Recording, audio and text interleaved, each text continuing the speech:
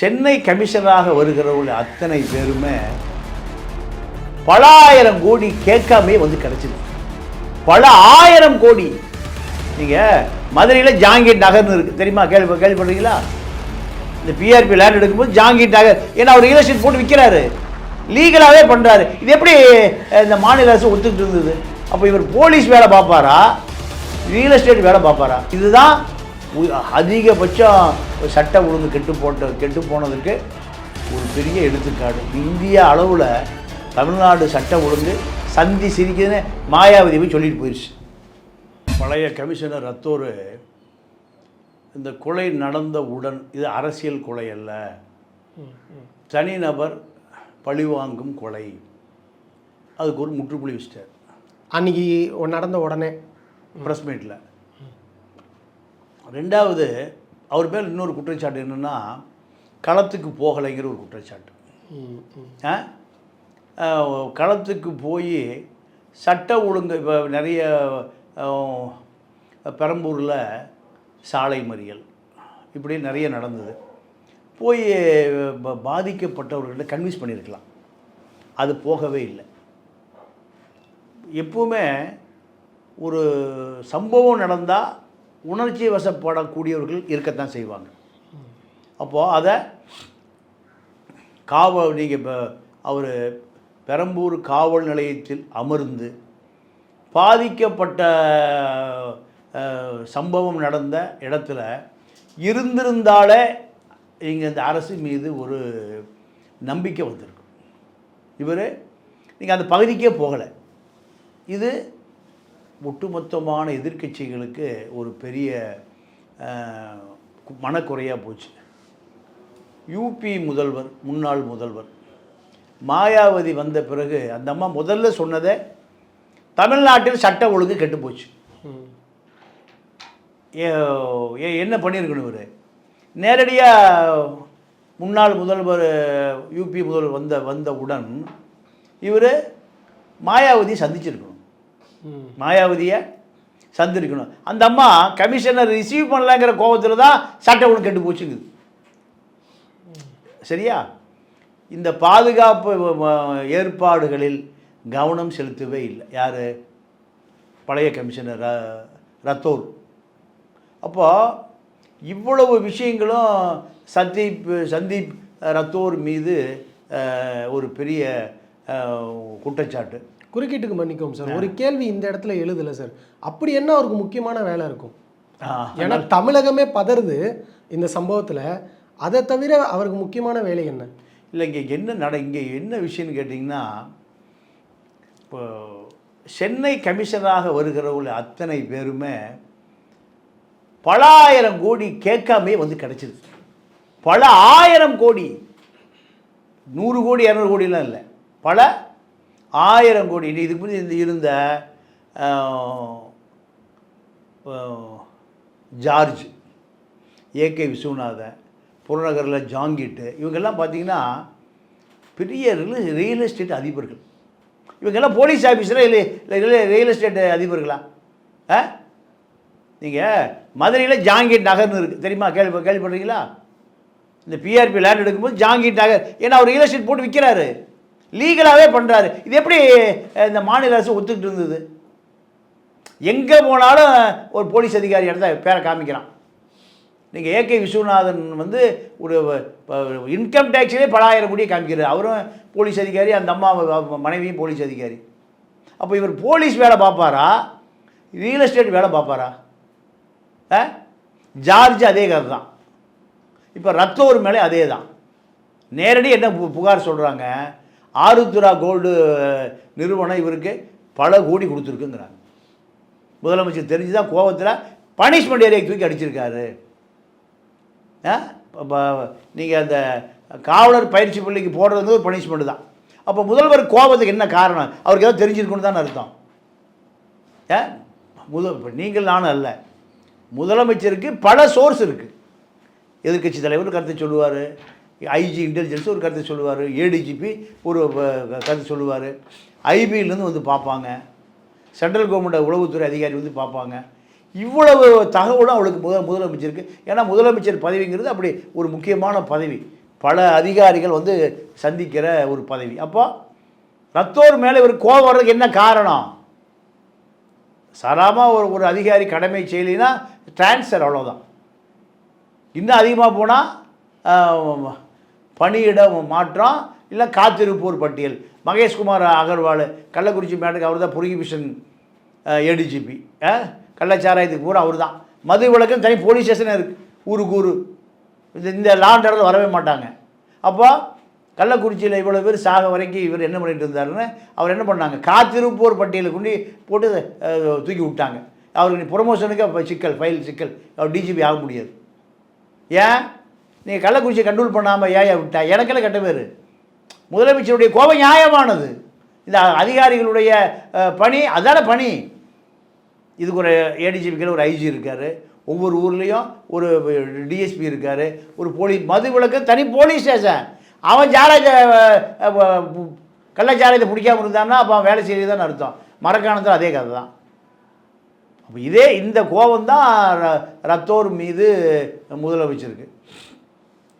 இது இப்போ இன்னொரு கேள்வி வருது, என்னங்க கள்ளச்சாராய சாவுனாலும் மகேஷ்குமாரை தூக்கிட்டு அருணை போடுறாரு. இப்போ கமிஷனராக திருப்பி அருணை தவிர நல்ல அதிகாரி இல்லைன்னு கேட்குறாங்க. அருணை தவிர வேறு அதிகாரியே இல்லையா? இந்த கேள்வி நியாயமான கேள்வி தான். ஏன்னா அருணை பொறுத்த வரைக்கும் அவருக்கு விருப்பு வெறுப்பு இல்லாமல் அரசு எதை இந்த சீட்டுக்கே மெரிட்டில் தான் வந்தார். நீங்கள் அது பெரிய போட்டியான சீட்டு, அது ஏடிஜிபி அட்மின் தமிழ்நாட்டில் இருக்கிற எஸ்பிக்களை நியமிக்கிற சீட்டு. அதுக்கு பல டிமாண்ட்ஸ் இருக்கும். ஒவ்வொரு எஸ்பி 5 கோடி ரூபா கொடுத்து அங்கே டிஸ்ட்ரிக்டே போவாங்க. எஸ்பி கலெக்டருங்க இந்த திராவிட ஆட்சியில் மினிமம் 5 கோடி. நல்ல ஒரு அதிகாரி, வேலை பார்க்குற அதிகாரி எங்கே போனாலும் வேலை செய்யணுமா இல்லையா? இல்லைங்க எனக்கு டி நகர் மட்டும் கொடுங்க. ஏன் அங்கே என்ன இருக்குது டி நகரில்? நாக்கடை பூரா இருக்குது, ஜவுளி கடை பூரா இருக்குது. ஏங்க ஏன் போய் அங்கே போய் வேலை பாருங்கள் மாதவரத்தில், அங்கே ஒன்றுமே இல்லைங்க, இங்கே கொடுங்க இல்லைன்னா இது திருவள்ளிக்கேணி கொடுங்க, ஏன் அங்கே பூரா மேன்ஷனாக இருக்குது.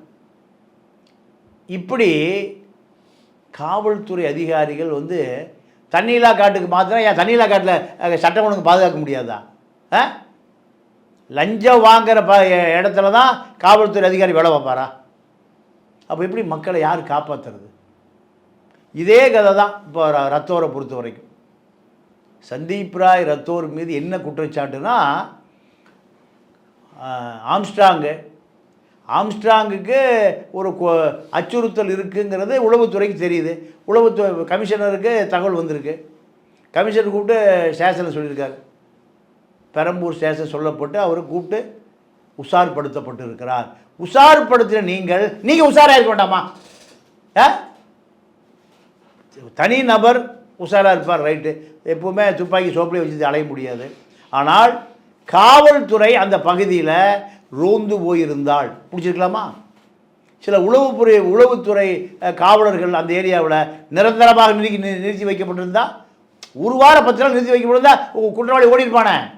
அப்படி எந்த சமிக்கைகளும் அவனுக்கு அச்சுறுத்தல் கொடுக்கக்கூடிய எந்த சமிக்கைகளும் இல்லை. சிசிடிவி கேமராவில் ரவுடி போகிறான் வர்றான், இதுதான் வைரல் ஆகுது. போலீஸ் போனதா எந்த ரெக்கார்டு இல்லை. அப்போது இது யாருடைய கவனக்குறைவு? கமிஷனருடைய கவனக்குறைவு தான். இதுதான் முதலமைச்சருக்கு கோபம். ரெண்டாவது, இந்த ஆருத்ரா கோல்டு ஃபைனான்ஸில் மறைந்த வெட்டி கொல்லப்பட்ட ஆற்காடு சுரேஷ் பிஜேபி தரப்பில் இருந்து யாருக்கு கொடுக்காதையா நான் பார்த்துக்கிறேன். 7 மர்டர் கேஸ் அவன் மேலே இருக்குது. கொல்லப்பட்ட ஆற்காடு சுரேஷ் 7 பேரை கொன்னே விட்டான். 7 ஆயுள் தண்டனை வாங்கி கொடுத்துருக்கணுமா இல்லையா காவல்துறை? 70 வருஷத்துக்கு வாங்கி கொடுத்துருக்கணுமா இல்லையா? ஒருத்தரை கொலை பண்ணால் 12 வருஷம். யார் அதை செய்கிறது?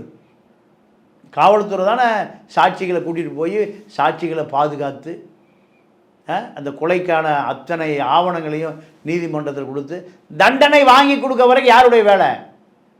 காவல்துறை வேலை. காவல்துறை செய்யலை. ஒவ்வொரு ரவுடி லிஸ்ட் எடுத்து பாருங்கள். 15 மர்டர் கேஸ், 15 கொலை முயற்சி வழக்கு நிலுவையில். கேவலமாக இல்லையா?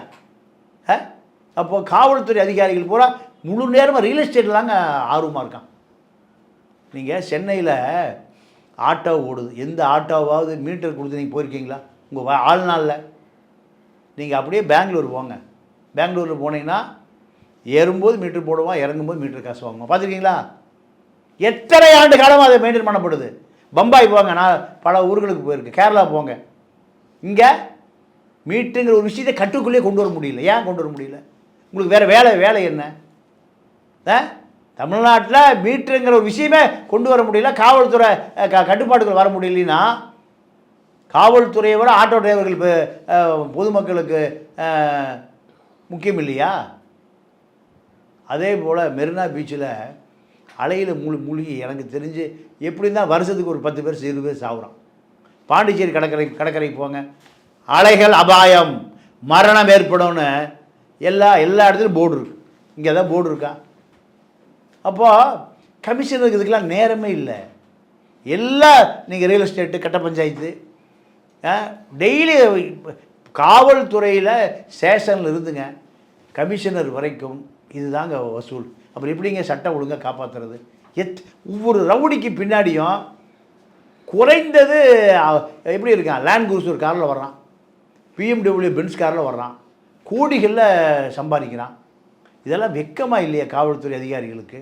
அப்போது அரசியல்வாதிகள், காவல்துறை அதிகாரிகள், ரவுடிகள் 3 பேரும் கூட்டு எல்லா நிலமும் கோடிகளில் போகுது. யார் வச்சுருக்கா? எல்லா ரியல் எஸ்டேட் அதிபர் வச்சுருக்கான். ஏழைப்பாட ஏதாவது நிலம் வாங்க முடியுதா? அப்போ இதுக்கெல்லாம் மிகப்பெரிய பொறுப்பு காவல்துறை தான். காவல்துறையை சரி செய்தால், கருணாநிதி அவருக்கு சொன்னார், காவல்துறை ஈரல் கெட்டு போச்சுனார்.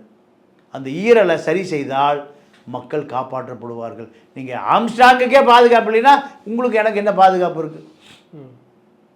எனக்கு ஒரு கோயம்பேட்டில் ஒரு நண்பர் சொன்னார், எர்ணாவூர் நாராயண ஆட்கள் நீங்கள் அவங்க வச்சதான் சட்டம். எதுக்கு கேட்டால் பாதி பேர் ஆளே காண கொல்லப்படுவாங்கிறார். ஒரு கொலையை நேரடியாக பார்த்தாங்கிறார், சாட்சியே இல்லை. அப்போது ஏன்னா எது செஞ்சாலும் நீங்கள் கோயம்பேடு ஸ்டேஷனுக்கு எர்ணாவூர் நாராயண மாமூல் போயிடுது, யாரும் கேட்பதில்லை.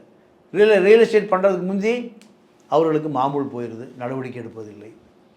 இதுதான் தமிழ்நாட்டுடைய சட்ட ஒழுங்கு கேள்விக்குறியாகி ஆம்ஸ்டாங் எப்பவுமே 50 பேரோடு இருக்கிற துப்பாக்கி வைத்திருக்கிற ஒருவர் பட்ட பகலில் கொல்லப்படுகிறார். இதுதான் அதிகபட்சம் சட்ட ஒழுங்கு கெட்டு போனதுக்கு ஒரு பெரிய எடுத்துக்காடு. இந்திய அளவில் தமிழ்நாடு சட்ட ஒழுங்கு சந்தி சிரிக்குதுன்னு மாயாவதி போய் சொல்லிட்டு போயிடுச்சு.